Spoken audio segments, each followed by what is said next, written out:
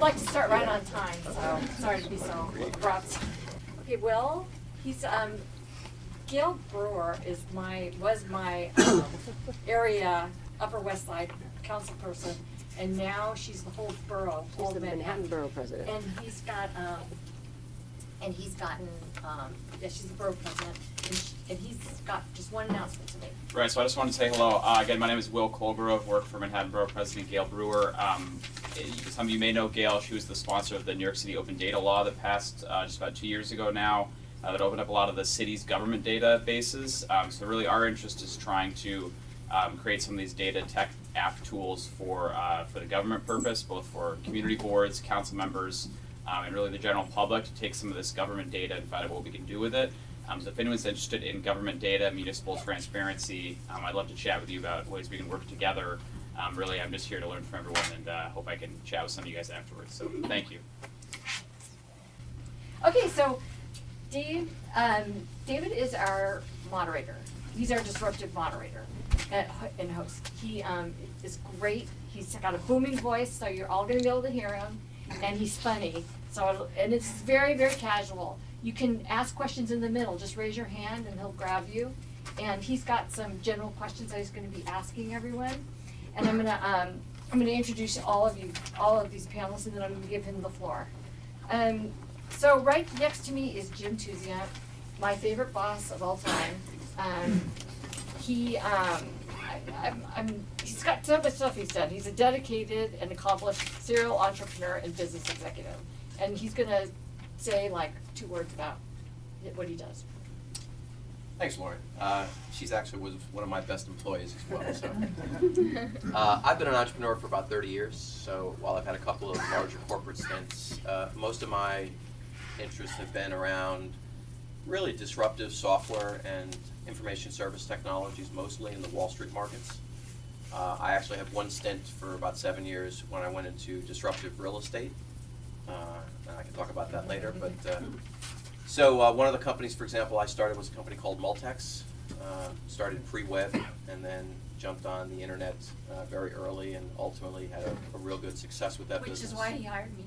We did. We hired Lauren, who was on the West Coast, editor of Buy-Side magazine, and she came and ran a big editorial effort for us. But that company we eventually took public and made a bunch of acquisitions and eventually got it to a market cap of about $1.5 billion. And then at one point Reuters bought the business. But I've been involved in social initiatives really the last 3.5 years. I think it's really exciting, and I'll talk more about that a little later. Great. And this is David Rose. He's our investor in residence here. And he, I'm just reading this, Crain's New York business called him the father of angel investing in New York. But he, as the CEO of Gus, which he can tell you about, and what's your fund's name? I'm blanking out. Yeah, Rose Tech Ventures, but my own fund, Right. New York Angels. So I'm basically a serial entrepreneur also. I've started probably half a dozen companies. Have, as an angel investor, funded over 90 companies in my personal portfolio. I founded New York Angels, which is the largest and most active angel group in New York, most active angel group in the country, if not the world. I went back in and started another company called GUST, G-U-S-T, which is the disruptive infrastructure platform for the next generation of finance that basically connects all the world's entrepreneurs with all the world's angel investors, a tiny little BHAG like that, as we say. We've got about 250,000 companies on the platform now using GUST for investor relations, about 50,000 accredited angel investors using it to find companies to invest in, about 1,000 venture funds and angel groups using it to manage all of their deal flow and collaboration and portfolio management. And we are the official platform for the organized angel federations in virtually every country in the world that has one. The United States for the Angel Capital Association, Canada, Australia, New Zealand, Ireland, Finland, Norway, Scotland, Spain, Russia, Brazil, you name it. Localized in a whole lot of languages, coming out with some really, really cool stuff. And then as an investor, I've invested in a host of really interesting companies, had exits to most of the major big players there. Very interested in, obviously, social media. In terms of social media, there's a website called Quora, which some of you may or may not have been on, where I have a bit of my secret addiction is not underage girls or something rather. It is answering questions on Quora. So at this point, I think I've answered about 2,300 questions and I've which- actually read a lot of them. They're good. Well, thank you. Well, you're not the only one who actually read them. So Wiley, the publishers, figured that it was time for that this whole world of entrepreneurship and angel investing was ready to see the light of day. So they needed somebody to do a book about how to be an angel investor. And having seen all this stuff that I was spewing out on Quora, they said, "Oh, well, he's already written this stuff and all these answers." So they tagged me. So that's coming out in April. Oh, exciting. The definitive book on how to be an angel investor. And basically I do a lot of investing teaching, starting, culminating, pontificating, and generally having fun in the disruptive space. Great. And then there's Bruce Bachenheimer. He's the professor and director of Entrepreneurship Lab at Pace University, and he's got an eclectic background. So hopefully you can come to the happy hour and you can ask him what he's done. But he's done like amazing things all over the world, and there's way too many to list. But talk about your lab. So the lab's talking about a full-time professor of management, which is where the entrepreneurship program is housed at Pace, and we 2 years ago launched an Entrepreneurship Lab. So it's a space where we bring together students from Pace's 6 schools and colleges to collaborate on projects, basically to provide a home for entrepreneurs. So we have like a video studio, a bunch of computer equipment, 3D printers, but basically just to be a home for entrepreneurs. And we do a lot of activities there. So we have a pitch contest that we've been running for 10 years, a business plan competition. And Pace's entrepreneurship program actually started, formally established in 1979, so it's celebrating its 35th anniversary. And I've been there just over 10 years, and before that did a bunch of stuff. I started out on Wall Street trading. I took off and went sailing for a few years. I started a couple businesses. The first one was a traditional business in Annapolis. I worked for a government contractor doing forensic firearms identification in about 25 countries. Got a scholarship from McKinsey to do an MBA. I went to Australia, and one of my classmates who I haven't seen for 15 years is here. And came back from that, started working in the private equity area at IQ Venture Partners. Always wanted to teach. I'd done that originally as an adjunct, and then full-time, and a bunch of other stuff in the middle. Okay, great. Now we have Graham, and he is the founding managing director of Empire Angels. And you want to tell us a little about Sure, Empire yeah. Angels? I don't have as long of a background to give, fewer years than these guys, but basically my transition was from Wall Street banking and trading into angel investing over the last 2 or 3 years. So I sort of worked on Wall Street for a number of years and then transferred to an angel group. And the one thing I'll share with you is that like these info sessions are great ways to actionably change your career, because I was sitting in one where David Rose was the speaker maybe 2 years ago, and it made me want to start angel investing, and coming out of that I started an angel group in the city. So Guilty, I've ruined a life! Yeah, bad news. So in the last 2 years I started Empire Angels. It's a group of 35 angels under the age of 35 in New York, and we've invested in 9 startups in the last year and a half. So for me it's been both part startup, part angel investing, and it's been rewarding, and there's been a lot of challenges to it. And then more recently we've funded 2 social media startups, one of which I just joined full-time. So have short but limited but good experiences in social media. Great. And Cool. then our last but not least, AJ, and he has an interesting story. One summer he went back home for 3 months, and when he came back he found all of his stuff was gone and the apartment was empty, and the guy had even taken his deposit. So he started Roomie. And you want to talk about some other bad experiences that you've had? Thank you, Lauren. No, seriously, they're funny. I think I'm sitting at the last, Seriously. so that I can look up to all these great people. And I can learn, and I can really get whatever I can. So I've had few startups that all failed. I think 4 companies that I started. I was always, when I moved to America in 2006, I think after my freshman, I was like, I think I am not a good student. I just didn't like the studies. And I said, maybe, I can just try my luck into just do something, and I would just hustle to do whatever, just make a few bucks. money was tight. Went back home, and I did one company, made some money. Second company really failed. Third company failed. Took a break, and then recently I had this idea about my roommate situation back in 2007 while I was going through all these things, and I was always struggling to find, cheap locations, cheap places where I can find 3 roommates, share, live, survive, and they turned out to be really, really bad. I don't know what happened, so I just stopped for some years, and again I tried to find roommates, and it was pretty bad.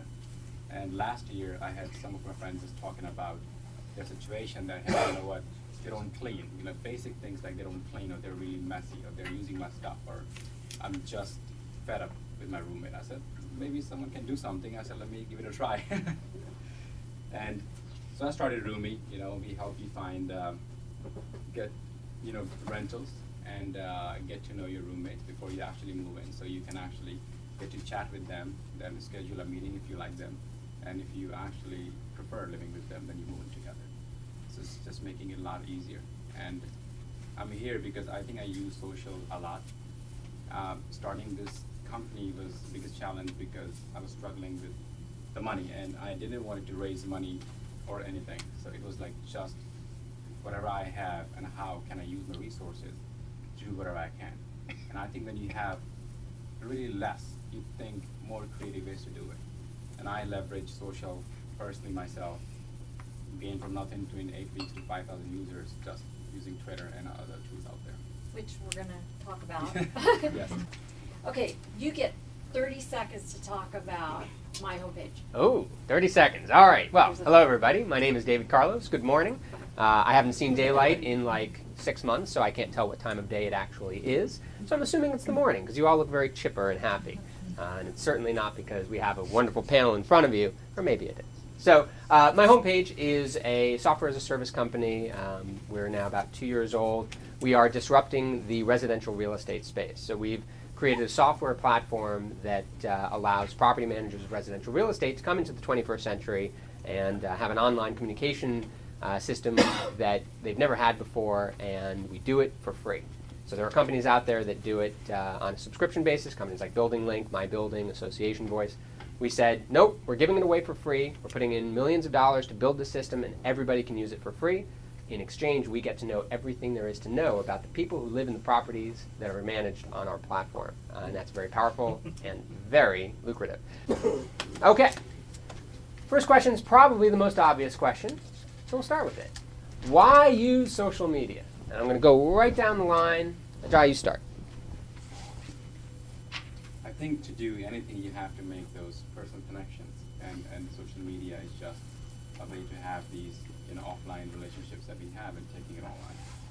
So you can go and meet 100 people, but you can actually spread the word out there. You can have views, and you can speak, you can listen to people, you can actually contribute to what's happening out there, finding the people that believe in you, or maybe something that in common, or maybe something just to not in common.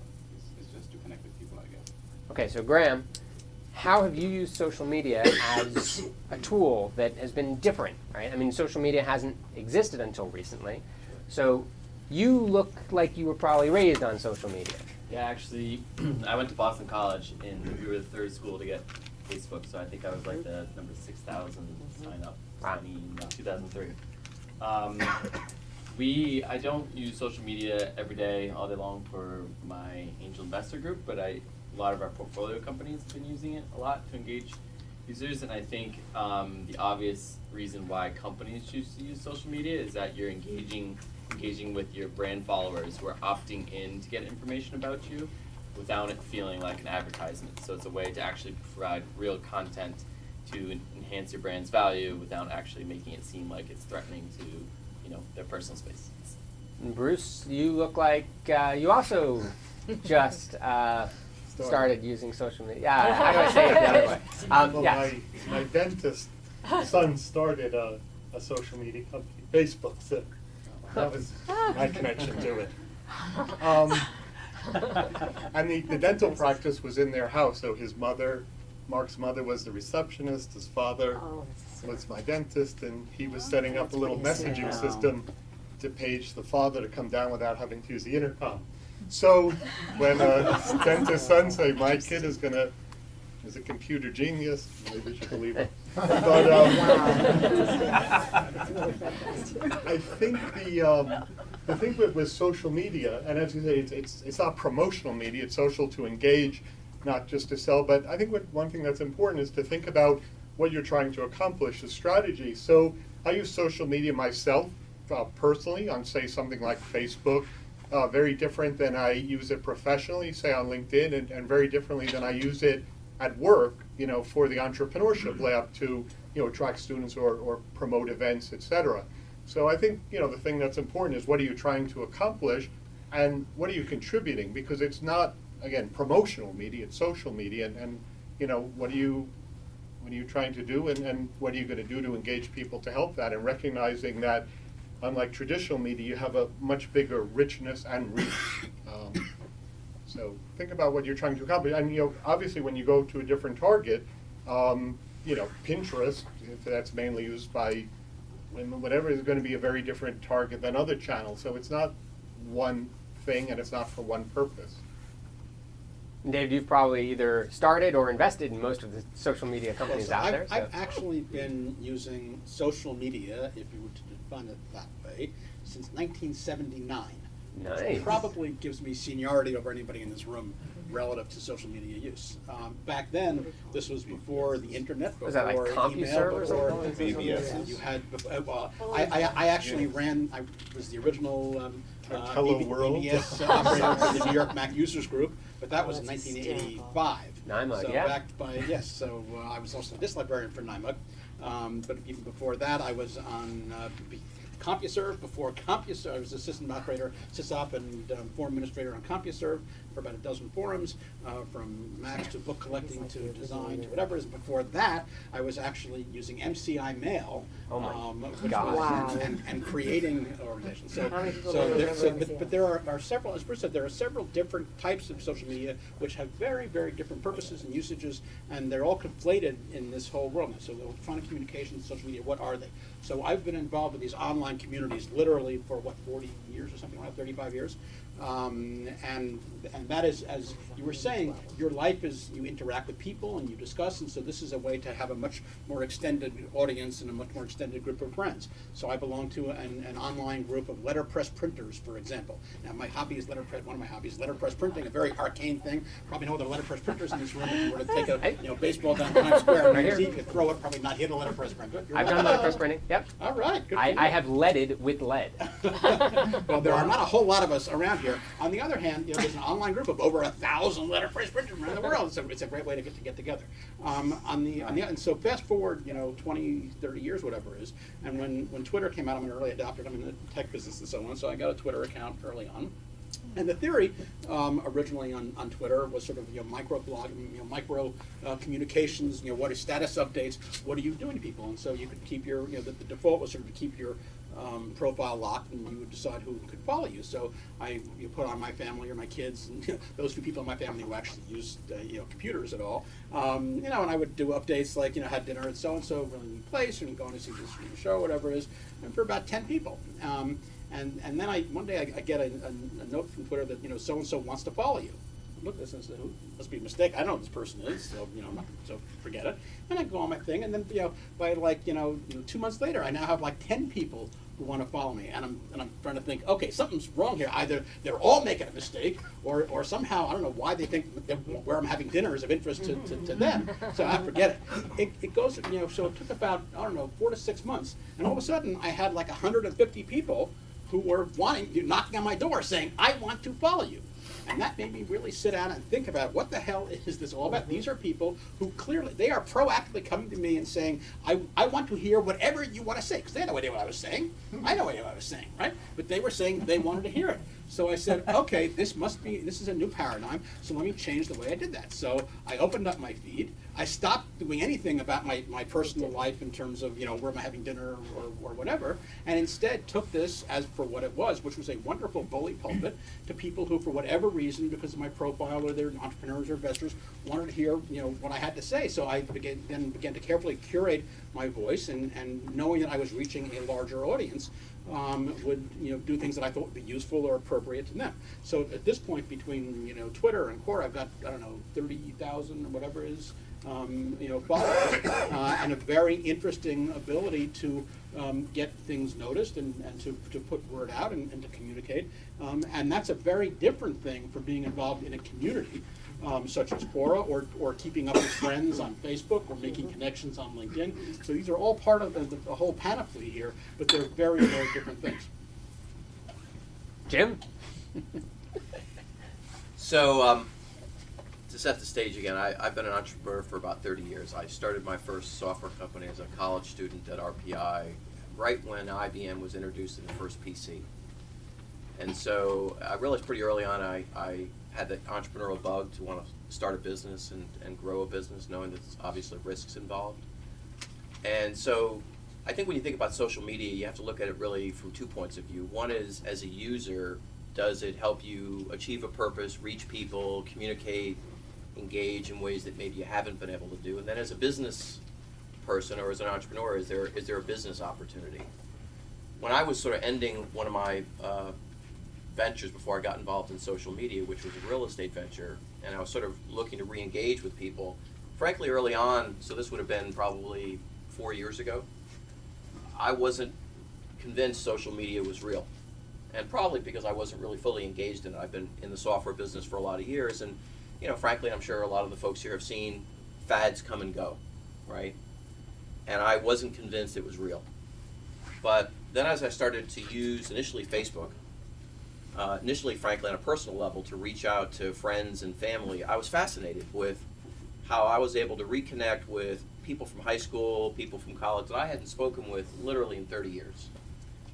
And I said to myself, this is real. This is actually real. Then I started to use Twitter, and as I think David was talking about, finding there were people out there who actually wanted to hear what you had to say.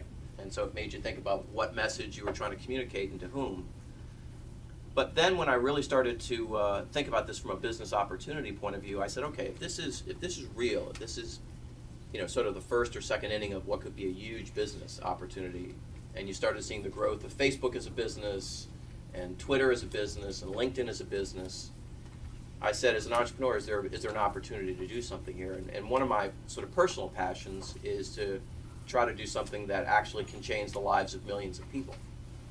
And so I thought about this idea 3.5 years ago, a concept called positive talk.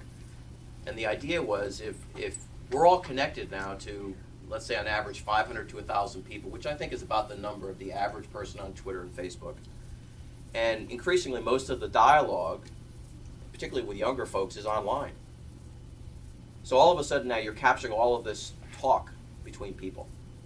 And so one of my beliefs is that the world's a pretty negative place, and unfortunately media, particularly mass media, has accelerated the amount of negative messaging that we're all exposed to, which has a huge bearing on the way we feel, on our health, on our business relationships and personal relationships.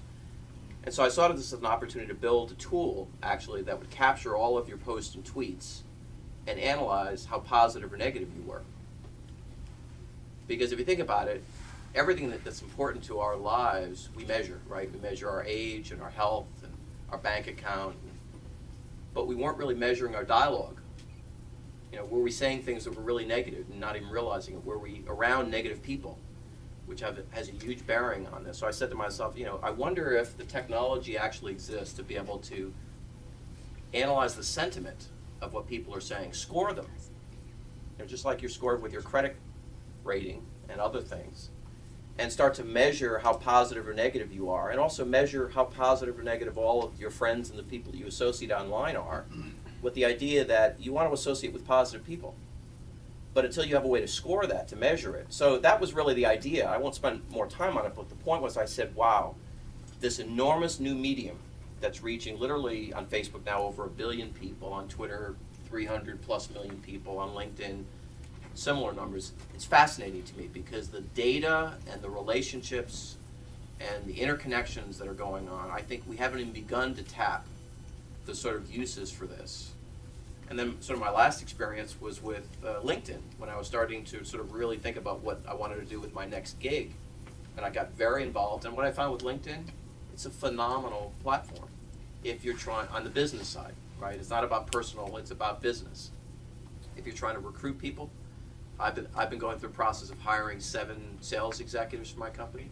Almost all of them I'm finding the best candidates are coming from LinkedIn. So I think these are all great examples, both from a personal level of how I've become a believer, from a skeptic 4 years ago to a true believer that social is huge, it's engaging, and yet I think there's some new technologies that are coming down. And I mean, the most recent, if you saw any of the recent news about the Consumer Electronics Show in January, the hot thing right now is wearables, right? Devices that you're going to have on your clothes and on your wrists and around your neck and on your skin. And I think, there's a whole new category of social wearables, really socially enabled applications and services that are with you all the time. You don't have to have your phone on, you don't have to be connected, you don't have to be on a laptop. Just think about all the things that can start to happen in a social wearable environment. So again, I think we're at the sort of very early stages of what is going to be a huge revolution, not only for people and how they use social to engage, but in terms of business opportunities. As a piece of trivia, by the way, my very, very first tech product was the wristback in 1988. Wow.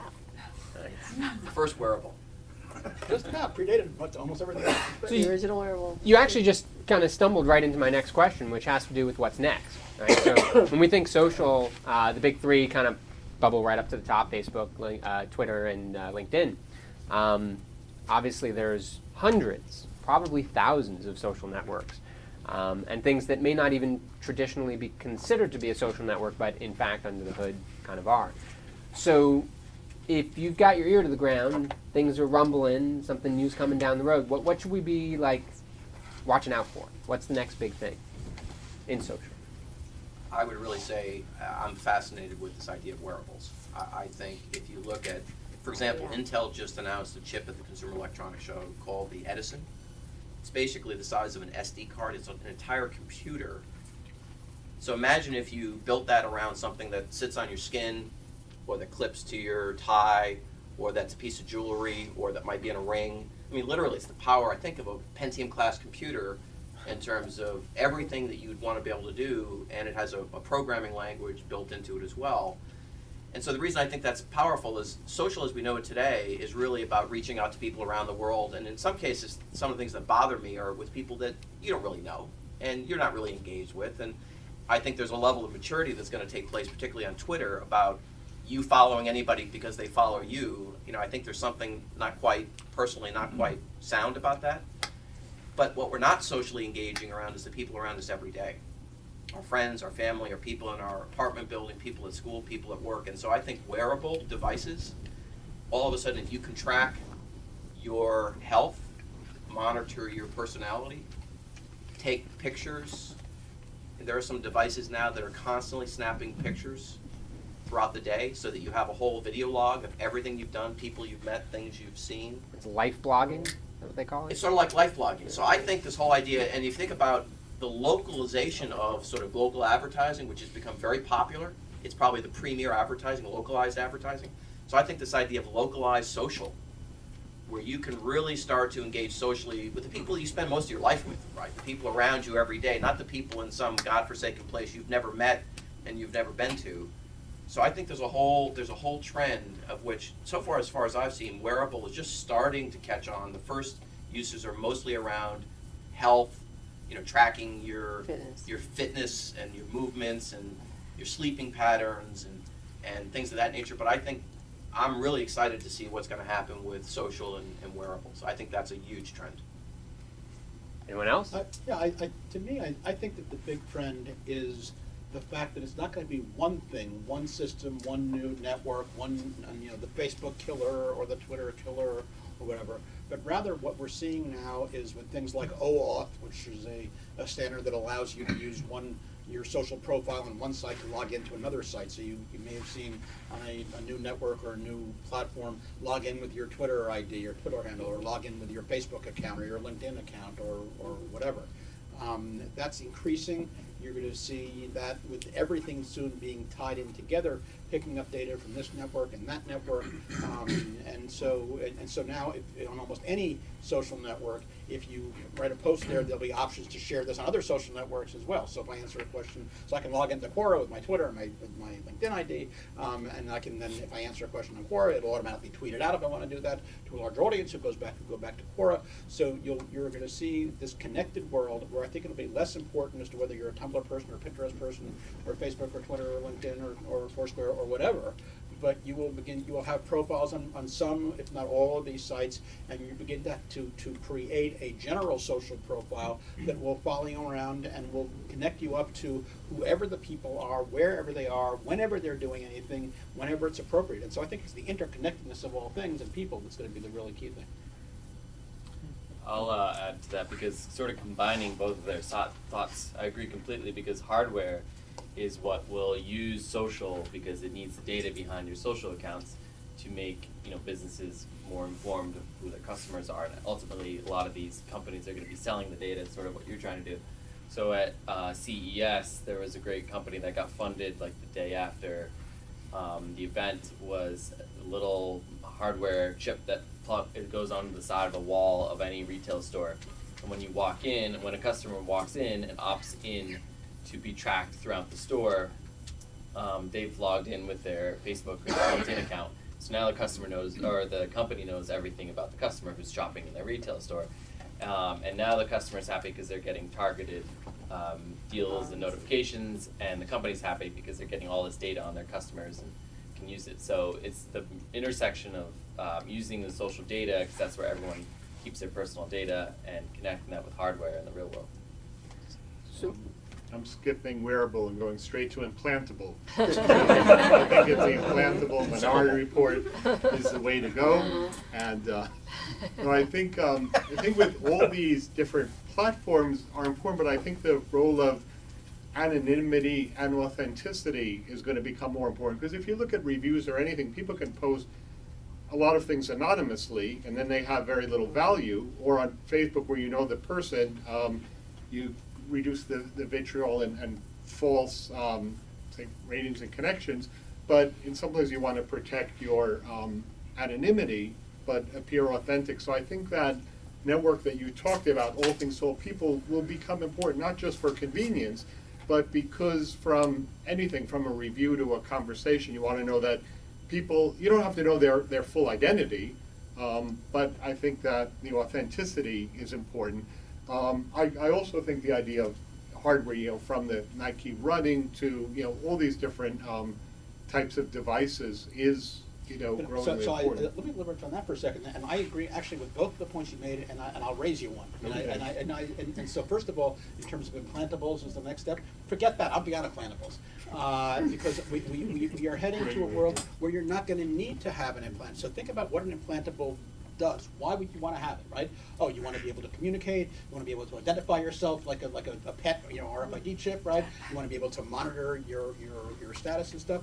All that is absolutely going to be done totally ambiently. So you want to talk about disruptive technology? We've at New York Angels been pitched a couple of companies with some really cool tech that turn now all billboards are moving. You see Times Square, look outside the window here. They're all electronic billboards, right? You now put there's a camera on top of this display over here, which lets you do motion stuff.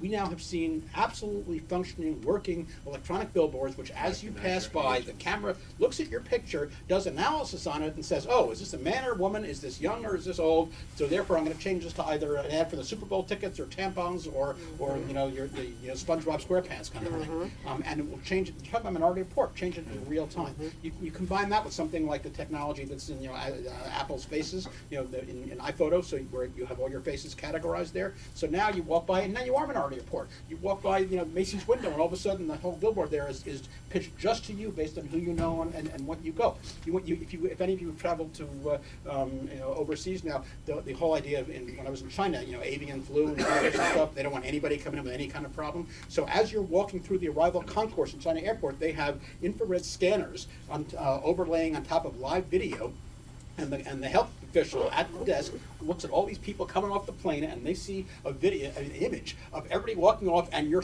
temperature is on the top of your head, blinking out here. And so if your temperature is over 98.5, it sort of turns colors and blinks and says, okay, this person shouldn't be allowed in. And so you're going to see increasingly sensors on the floor, sensors on the walls, as you walk through, and it's not going to require implantables because it's going to be all around you. So this naturally sort of, I guess, answers the next question. Again, you guys are prescient. It's really good. Is social fundable still, right? And I guess the core of the question comes from like, well, there's so many social networks. If I start another Twitter, is it, nobody's going to fund my next Twitter because it's stupid. It's already been done.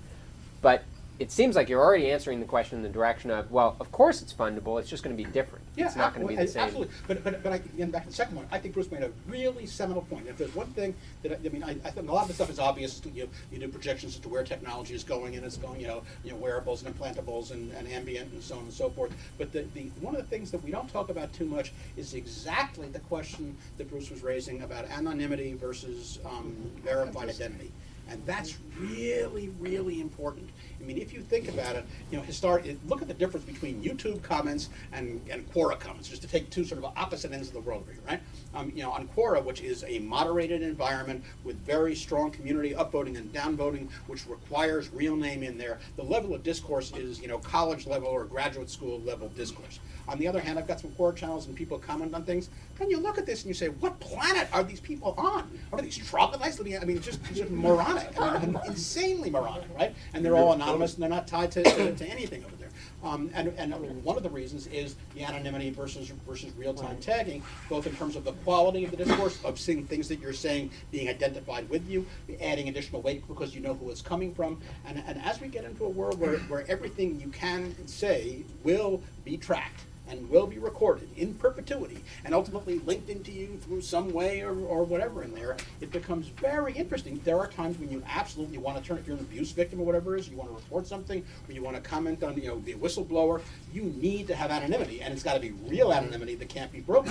Right? On the other hand, if you want to be taken seriously and you want to be part of the discourse, you need to be non-anonymized, it can be tracked back. So I think that's critical. Yeah. And are there any companies that are currently in that space that are trying to solve that problem? There are a lot of people, but I haven't seen any. I mean, first of all, I'm not sure it's soluble by one company doing one thing. I mean, there are a lot of people doing verified identity and doing, there's one thing we'll be adding into Gus later this year, which actually does a social media check on your to validation check on your identity. So when you sign up, it takes your name and it takes your email address, and then it goes into the cloud and says, okay, let's see, if this email address has no record of ever having been used before anywhere by anybody, the odds of this being a legitimate person are, really low. So it scores it really low. On the other hand, if tied to this email address and this name, there's a LinkedIn account which has been around for 5 years, and there is a regular, Twitter updates and so on and so forth, then the odds are, like it or not like it, it can be a good guy, bad guy, but the odds are this is a real person. And so you'll see increasing stuff like that. I think I would say, still fundable is, you have to think social is just not social networks. Like I would go back to question number second, is that, what Jim and David said is the variables, right? I think it's about the quantified data. And people are before, people would not track about themselves. You want to know how you perform, like how do you, how do you sleep well? Like I have this device on my wrist all the time. It's just to make me aware, like what exactly do I do?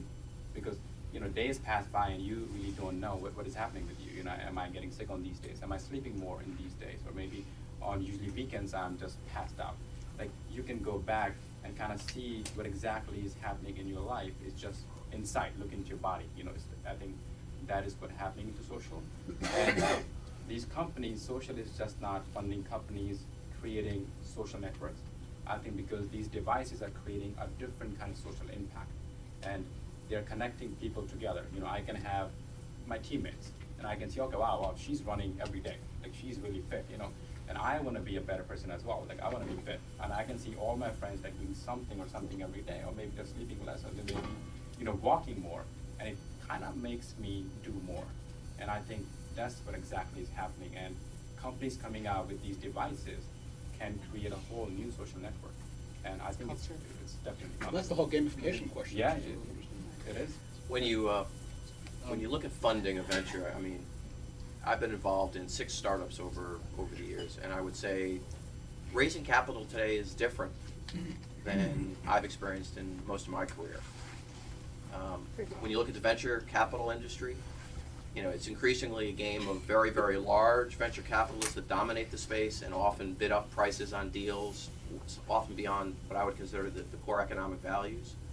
When you look at it as an asset class, the venture capital community has actually underperformed a lot of other asset classes, which suggests something's not right there. There's something about what's been happening. So as an entrepreneur, I think one of the things you have to think about is, you know, what idea do you have? Where are you in the evolution? One of the reasons David and the angel community have formed is because there's really a gap that was created between, you know, when I did some of my first venture capital raised businesses years ago, I mean, they were really venture capitalists. They took risks. They got in very early, often with just an idea, and often with small amounts of capital, and then they worked up. Now, often the venture capitalists, even the players that do sort of what I'll call seed rounds, you know, they're looking at $1, $2, $3, $4 million minimum investments, often bigger. So if you're trying to raise $300,000 or $500,000 or $1 million, good luck, right? The venture community is not where you're going to go, number one. And that's really where the angels have filled a lot of that gap. But even there, the angels have become more institutionalized, I would say. You know, they've collectively grouped together, they formed, I'll call it quasi-funds, they do formal programs, they share a lot of information between and amongst themselves. So what it really means is friends and family are also an important element you have to think about, right? But if you look at what is required today to raise capital, in any of these venues, even at the angel level, is they want to see a real business, right? Generally speaking, that's absolutely, that's been a serious, real that's been a business. serious change, and I'll tell you why. It's because of all of this accelerating technology. Yes. Back when I got my first venture funding for my first venture company in 1991, a couple of years ago. And so back then, if you had an idea for a big company, the only way that you could actually instantiate the idea was to get a lot of money, millions of bucks, and go hire people and build it and so on and so forth. You had no chance of doing it on your own. But now, with the increasing pace of technology, and how many people here have heard of Singularity University? Anybody here heard of Singularity? It's a postgraduate program in exponentially advancing technology based out in Silicon Valley that I am actually an associate founder of. I'm out of the entrepreneurship program out there, and that's all about how this technology is changing, doubling literally every 18 months. It's getting, you know, twice as fast and half the cost and everything else. And what that means is there are now such tools available that if you are an entrepreneur in this room, you can start, unless you're trying to build a nuclear power plant, the odds are you can start a company and get it going, no matter whether you're building roomies or whether you're building my homepage or an angel group or whatever, right? Building an angel group, you got Gus, you press a button, your entire infrastructure platform is there, right? You want to do a homepage. So the technology between cloud's availability and crowd stuff and open source things, all the pieces are in place so that almost anybody now can start a technology-enabled business. And that means since anybody can do it, if we're faced with 100 companies or 1,000 companies to look at, why are we going to bet on somebody who hasn't done that? So now the bar has been raised so high. The expectation is if you come for funding, you will have already gotten your team together, doesn't cost anything, started the company, doesn't cost anything, gotten your website built, gotten your initial customers, proven some traction out here, and that's the entry level now. And then you complement that with things like Kickstarter. Right. Which I think is a huge new phenomenon. Now, Gus, you've got something to say. I'm watching you, and you're. Oh. Yeah. Sorry, Bruce. No, I was going to say is when you have, it sounds like everything's, been done, and although there's been a lot of consolidation, obviously things are constantly changing. A slide that I like to show to my students on the first day of an entrepreneurship class is list of their brand names, 1,200 brands, all in exactly the same industry, and ask them to guess what they are. And nobody guesses, and it's automobiles. So 100 years ago today, there was 350 automobile manufacturers in America, and all but one went bankrupt, right? Ford.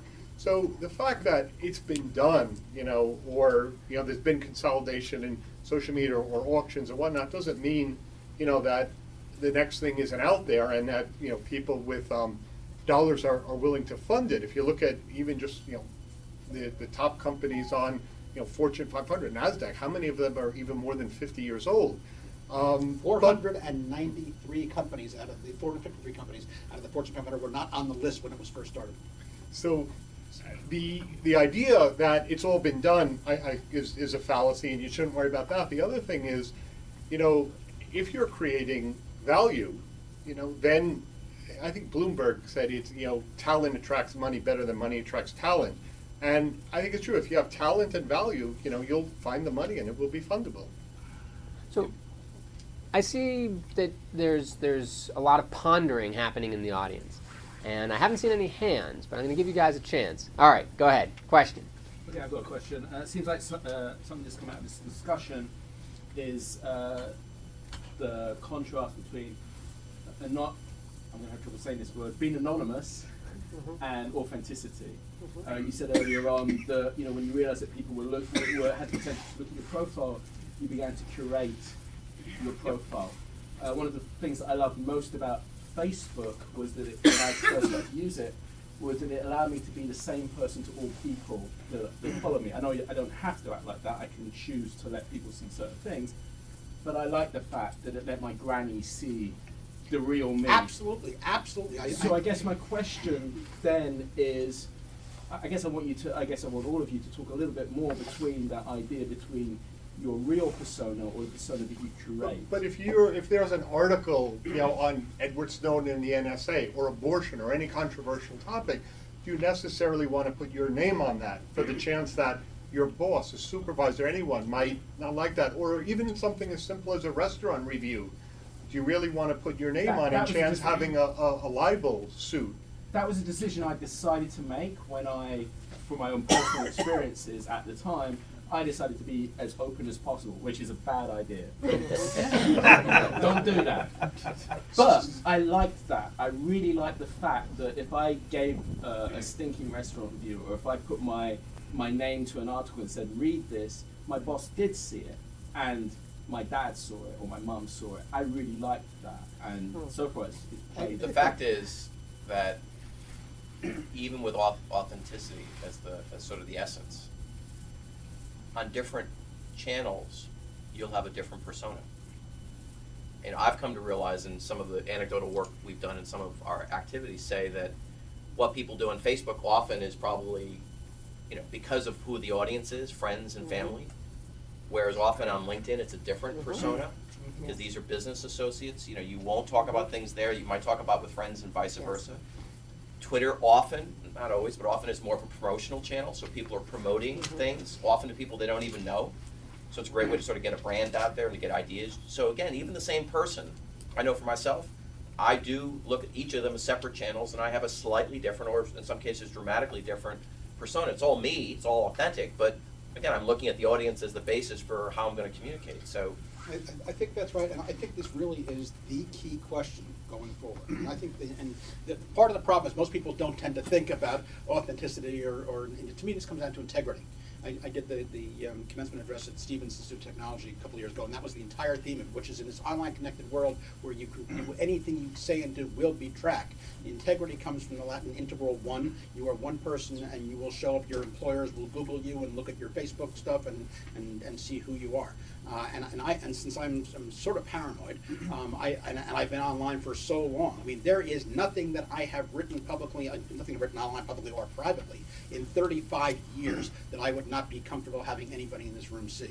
I mean, I am very, very careful, and I think about this all the time in all these various contexts. And you're absolutely right that there are different. So there are different things I do on Facebook. I'm very careful. For risk-taking dissent? What? I think that's a great point. But what does it do for risk-taking and dissent? Well, but it's a different kind of thing. Right. So for example, there are, and let me take Quora as an example. On Quora, you can go anon. Right? So Quora, the way Quora handles this is you have to sign up. Your account is a real person account. They are moderated, right?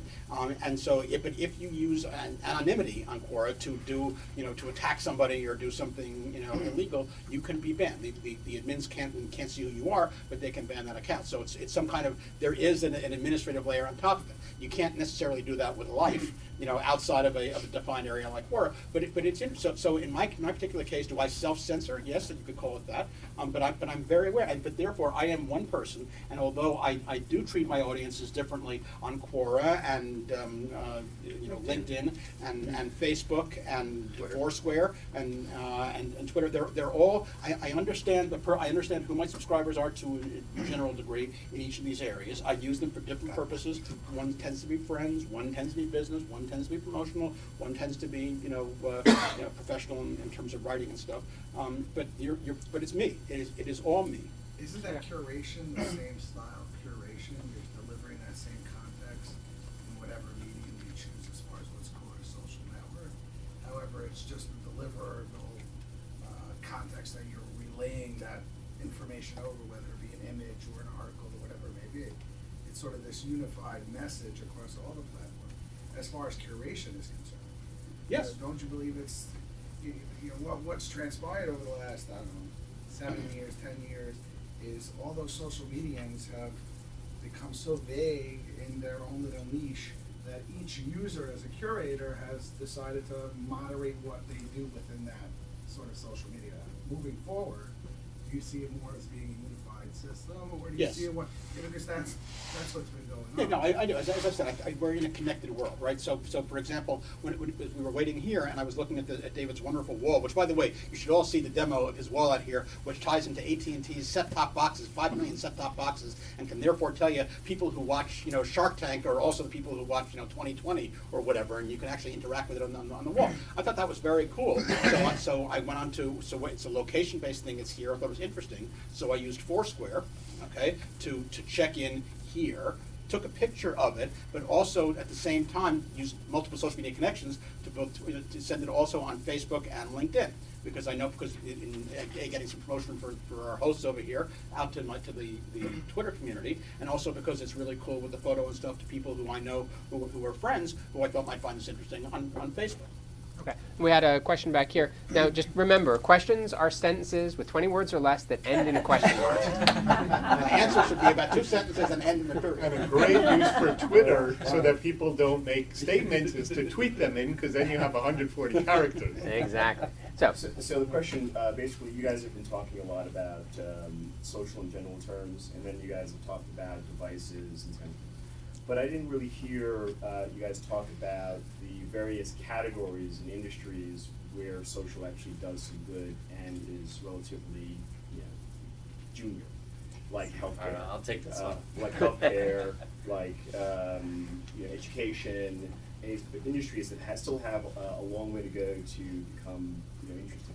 Right. Well, I can't talk about healthcare or education particularly, but we funded 2 startups that were derivative products of social networks, I guess. It's companies leveraging what you can do on social media. So it's all these B2B companies helping brands understand who their followers, and that's a big trend. But I think what you're saying is like the social media started out as networks and people interacting on networks, and then people and companies started harnessing the power of these people, but they didn't really fully understand it. So I think when the investments we've made have been in different frontiers across social media. So you first had the networks launch, and then you had companies in 2007, 2008, like Buddy Media and Vitru, help you create content tailored towards your customers and engage them and acquire an audience. And then you had companies 2009 through 2011 analyze the same data and provide the information back to your brand. And so that's moving the frontier forward. And now you're at a point where you have to help companies not only understand who their demographics are, but how to engage better with them, because the engagement piece is missing for a lot of brands. And so it's called like social media ROI. And so people don't know the return on what they're putting into the social media creation. So in terms of investing, and to answer your question, there's multiple frontiers and derivative products coming out of social media that can make it much more powerful. And that's why social media in itself is not necessarily investable for a new network, but all these new things can be bigger than even those networks. To sort of address your question, I think you can think about social networks, because I think if anybody thinks that we're suggesting there's no more growth in this, I think that's certainly not what I think. I think there's enormous growth. I think what you're going to see, my prediction is you're going to see in the social networks what you saw in sort of TV. What was initially 3 channels broadcast channels. Now there's hundreds, maybe thousands, right? And it's got very focused and very specialized and very niche. But each of those niches can have millions or tens of millions, or in some cases maybe 100 million or more potential audience. And I think you're going to see that in social. I think the days of Facebook dominating across all of these categories, I don't think it's going to happen. I think you're going to see social networks around the legal profession, around the healthcare profession, and around education, and around, you know, whatever topic enough people have an interest in talking about, right? And I think the enabling technology and the abilities to fund startups with low entry costs, I mean, if you can build a business model that has good growth and good sustainability, even if it has, you know, a few million, what I'll call subscribers, because I think also the model will shift. We've seen this in other mediums. Look at TV again. It was free initially. Now how many people get free TV, right? Most people pay a subscription fee or pay transaction fees for movies and other things. So I think you're going to see a blossoming of social across different mediums, across different categories. I think we're really at the early stages of what could be a 10 or 20 year run here. No, I agree. And to address your question, can you talk about what is some of the good, you know, that could come out of social media? And to me, good isn't making people more money. You look at some of the bad that came out of social media. So Ayman al-Zawahiri, you know, the #2 for Al-Qaeda, said 50% of the battlefield is in the media. And there are social networks like the Global Forum for Counter-Radicalism, just are the founders here in the audience, and they're reaching tens of millions of people to convert radicals to understand what they were doing. So if Zawahiri is using it for half his battlefield, you could use social media to counter that radicalism.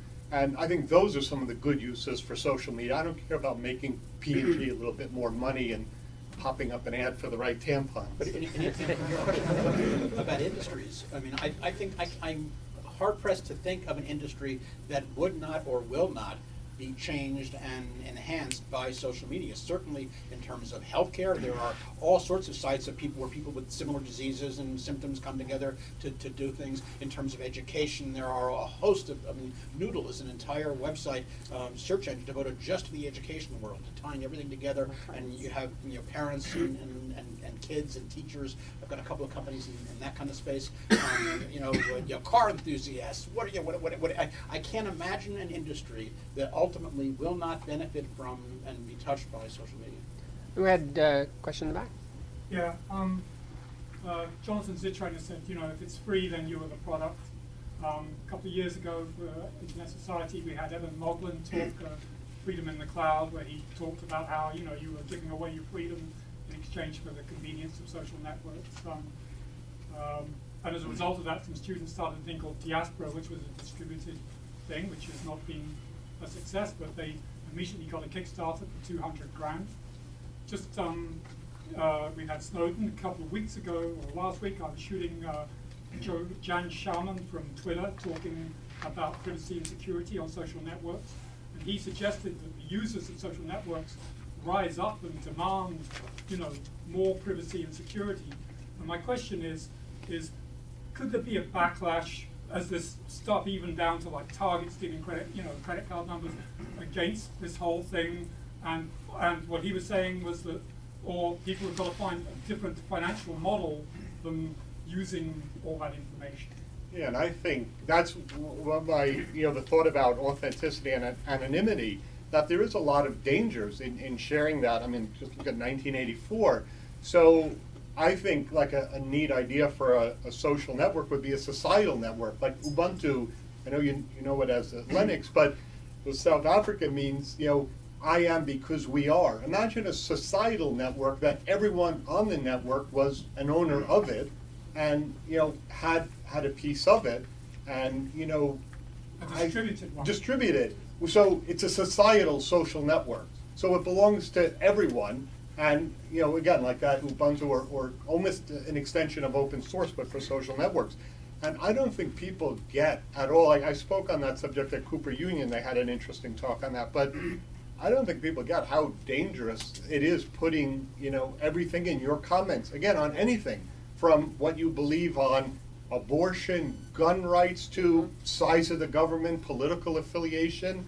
You know, that they're going to have a lifetime record. And forget if you're trying to get a job for the government or, you know, there's some really bad stuff that's going to happen. I think there are several separate things here. Let's try and deconstruct it, right? So first of all, I'm a great believer that if something is technically possible, it will happen, period. We are past the point of no return, I think, as a planet. You have 6 billion, 7 billion people growing, exponentially, and so therefore you can outlaw or ban cloning or building a nuclear missile or whatever it is, somebody's going to do it. If it can be done, there are now enough people and enough technology, enough information out there in the world that somebody somewhere is going to do it in a cave in Afghanistan or in your backyard or whatever. So and so therefore, if something, and one of the reasons we're talking about integrity and being one persona and being transparent, anything you write, you have to assume these days that anything you touch your finger on a keyboard is going to be recorded in perpetuity, tied to your identity, and available forever, right? And so, and if you don't do that, you're silly. You're not dealing with reality. That is the way the world works. Look at Snowden, look at Manning, look at all this kind of stuff. It's out there. That we are in a digital world, it's connected, and this stuff can be used. And that's the biggest single argument for being transparent, or being an integral one, for having the same voice in everything. Because ultimately, if you don't, you're going to be exposed, because it can happen, and so it will. So that then brings us to the next piece over here, which is this question of anonymity, which you were both talking about, and that's why I think this is so important. I agree with you. There needs to be a vehicle to have absolute anonymity, and whether it's a Bitcoin-like thing or whether it is some kind of societal stuff. But at the same time, if you have that unbreakable stuff without some kind of system that enables that to be cut off, then you're going to have anarchy over here, right?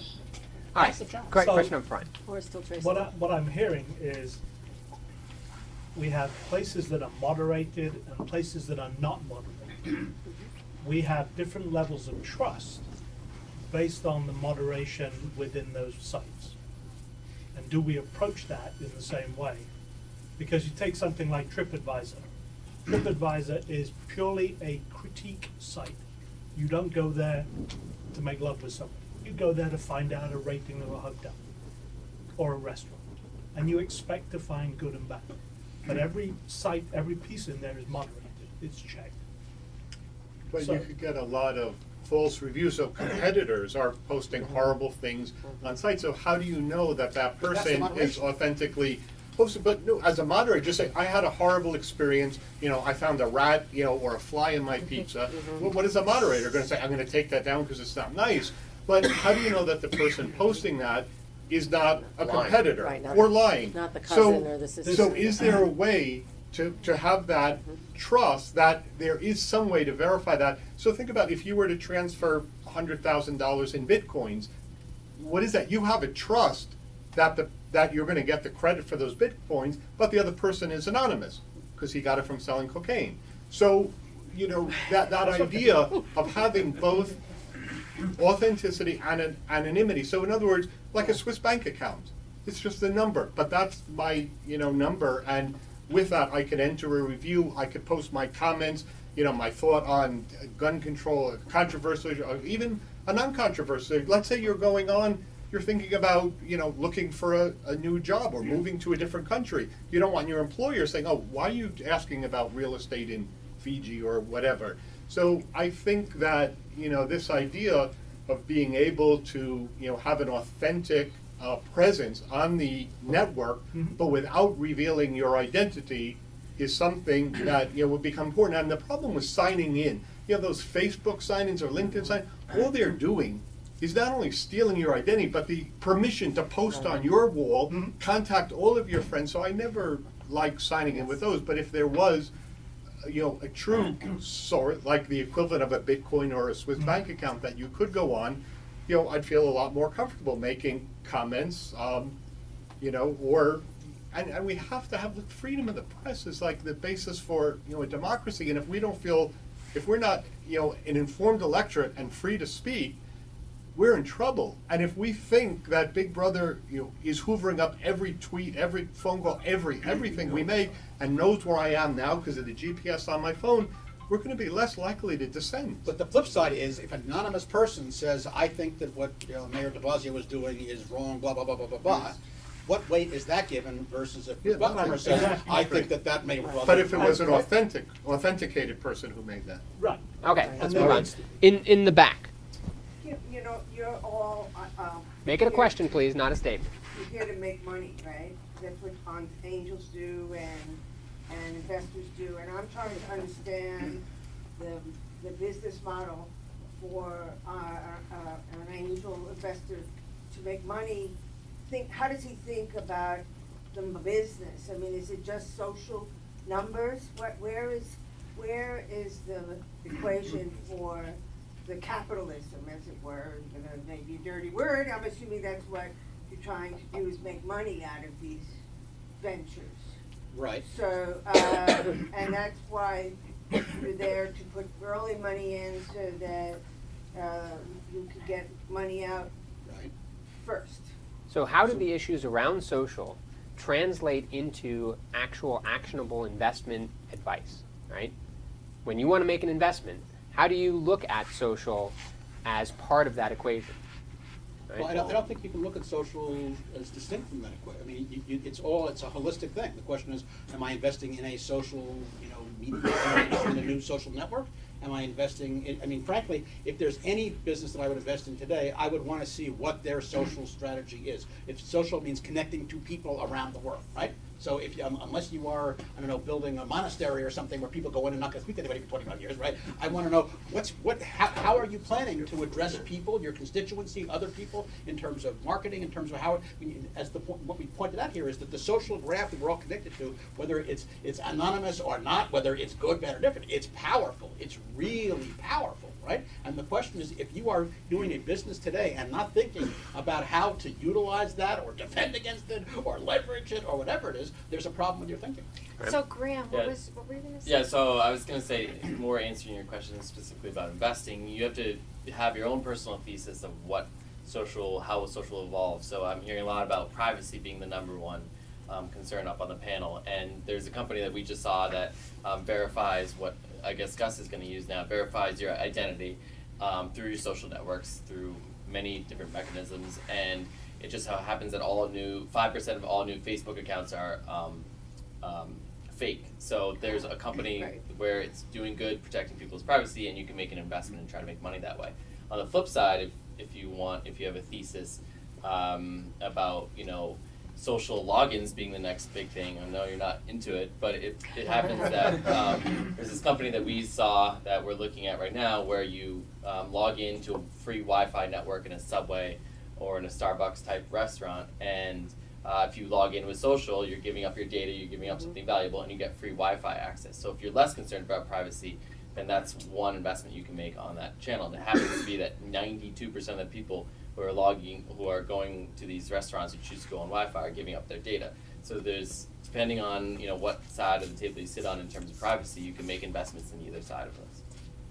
And even for nonprofits, I mean, I'm at a nonprofit university. Social has played an enormous role. We need to attract students. We hire, each of the 6 schools at Pace and the university has hired social media managers and is in every channel, because it's a fickle generation. As soon as you figure out, YouTube, they're on Vine. As soon as you figure out Twitter, they're on Instagram. As soon as you figure out one, so it's interesting even for nonprofits. I mean, see what the church does on social media. When you look at it as an investor or as an entrepreneur, I think the odds of you being successful at starting another Facebook or Twitter or LinkedIn, what I'll call a social network of any great mass, very low odds, right?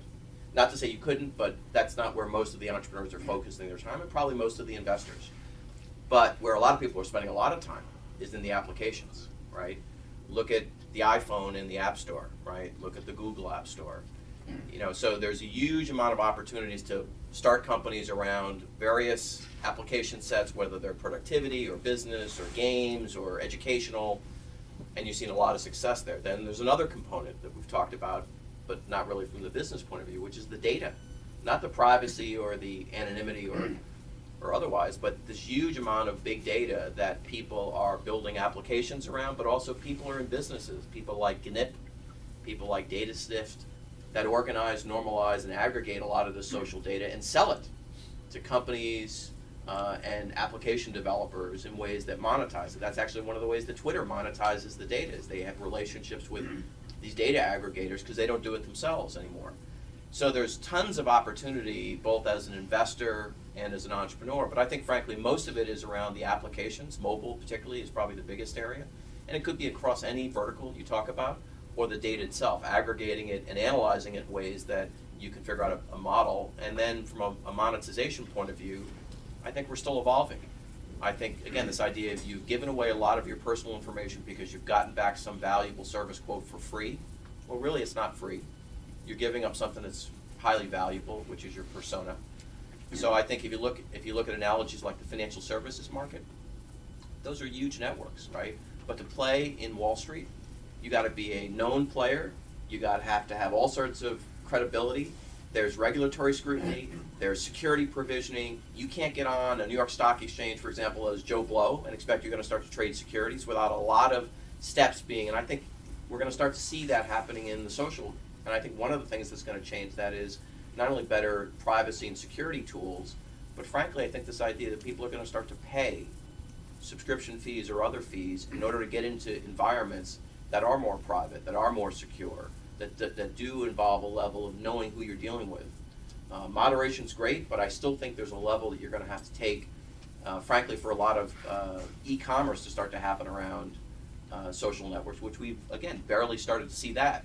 People selling products and goods in a socially contextual way. Again, I think you need to know who you're doing business with, right? Who you're taking or giving a credit card to. It's one thing if you're sharing, personal information. It's another thing when you're giving up bank account information, credit card information. And I'm personally very surprised at the lack of backlash on the whole NSA Snowden thing. I mean, to me, that is the biggest infraction of our personal rights as a society. I mean, the amount of... Was this a surprise? Did you really think that wasn't? Is there anybody here who was surprised? The level of it is gas. It's amazing. And particularly for a government that said they would do everything in their power to do just the opposite of that. So I think it's a wake-up call. It's a wake-up call, but it's also a business opportunity because it speaks to, back to your point, there's clearly opportunities around security and privacy, and people will build the right hardware devices, the right software devices. I mean, the Target thing, one of the reasons why that happened, the U.S. is way behind Europe around chipsets on credit cards, right? Because they tried it, and then for economic and other reasons, they decided to not implement it here as aggressively as they did in Europe, and now it's a big problem.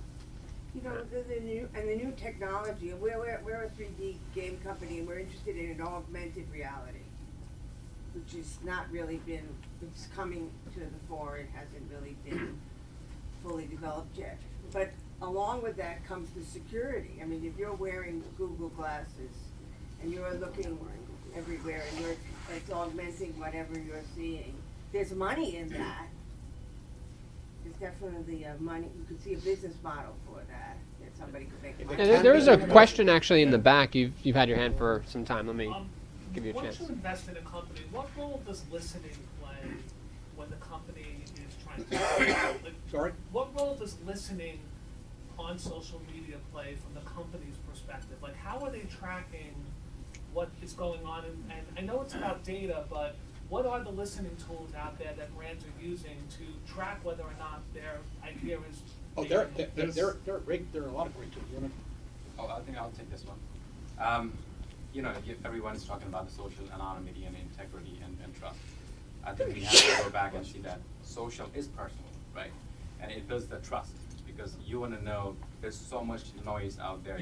All these people talking, writing comments and really interacting with you, and you would want to know who they are, right? It kind of builds the trust that okay, I'm trusting these people like I would trust my friend's decision, and if I'm shopping or something, and some of the tools, I think as a startup and companies go out there to try to find what your users are talking about. It's just not numbers anymore. I think it's people. And like Mention is one of the tools. You can look into it. And Mention, what it does, it's you put in a keyword, it actually goes through all the social networks, like Tumblr, even WordPress, all the blogging sites, Facebook, Twitter, Pinterest. It would actually show you where people are talking about what you're asking for. And it's so much easier to interact with these people because, okay, I see that I say like, hey, moving to New York, and I can see like tens of places. People are talking because it's so distributed. People choose platforms according to their preferences. it's not anymore that I can push something just on Facebook because, Facebook has 1 billion people. But there might be just people who just believe in something else, and they might be there. So I think Twitter, I would say, is the biggest, I believe, it's really there is no barrier. Twitter ultimately has everything that you need. I think you can find users, you can find people you wanna believe in, you can find content that you can learn from, and you can listen, you can engage, you can share. I think you can do so much more because there are only 2 things happen. You follow it and they follow you back. There's no privacy actually. It's very open. Either they talk to you or they don't. I think a part that's interesting, again, even at Pace, there was this big resistance. Should we be on social media? Well, who's typing? Do they have to get approval from legal counsel or the marketing?